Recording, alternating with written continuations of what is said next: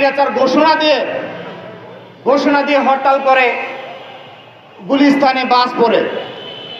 স্বরাষ্ট্র উপদেষ্টাকে জিজ্ঞাসা করা হয় যে হরতাল সম্পর্কে, তিনি বলেন যে আগের মতো সেভাবে জ্বালাও পোড়াও এখন হয় নাই, আমরা এই কথার তীব্র নিন্দা জানাই। তিনি এই কথার দ্বারা স্বৈরাচারদেরকে আবার আশ্রয় দেওয়ার চেষ্টা করতেছে। আমরা বলতে চাই এই দেশের এই মানুষের স্বরাষ্ট্র উপদেষ্টা আপনি, মানুষের জনগণের ম্যান্ডেট নিয়ে আপনারা শপথ গ্রহণ করেছেন, কিন্তু যে পরিমাণ কাজ করা দরকার ছিল জনগণের পক্ষে, আপনারা জনগণের আশার সেই প্রতিফলন ঘটাতে এখনো পারেননি। প্রিয় উপস্থিতি, আমরা জানি বর্তমান বাংলাদেশে জাতিসংঘের মানবাধিকার সংস্থা অফিস খোলার যে অনুমোদন পেয়েছে, অফিস খুলেছে। এই মানবাধিকার সংস্থা কোনো মুসলমানদের মানবাধিকার সংস্থা নয়। এরা মুসলমানদের পক্ষে কোনো সময় কথা বলে না।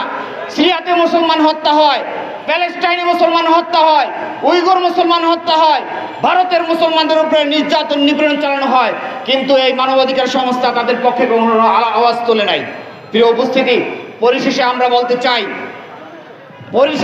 বলতে চাই গত কয়েকদিন আগে মাইলস্টোনে যে পরিমাণ শিশু হত্যা হয়েছে, শিশুরা মারা গেছে, শহীদ হয়েছে, এদের দায়ভার বিমান বাহিনীকে গ্রহণ করতে হবে।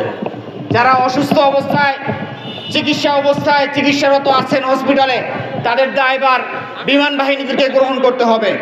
প্রিয় উপস্থিতি, আমরা বলতে চাই সামনে থেকে যেন কোনো জনবহুল এলাকায় যেন প্রশিক্ষিত বিমান উড্ডয়ন না করা হয়, আমরা হুঁশিয়ারি করতে চাই। এদেশের আর কোনো প্রাণ ঝরাতে চাই না আমরা। এই বলে আমি আমার সংক্ষিপ্ত বক্তব্য শেষ করছি।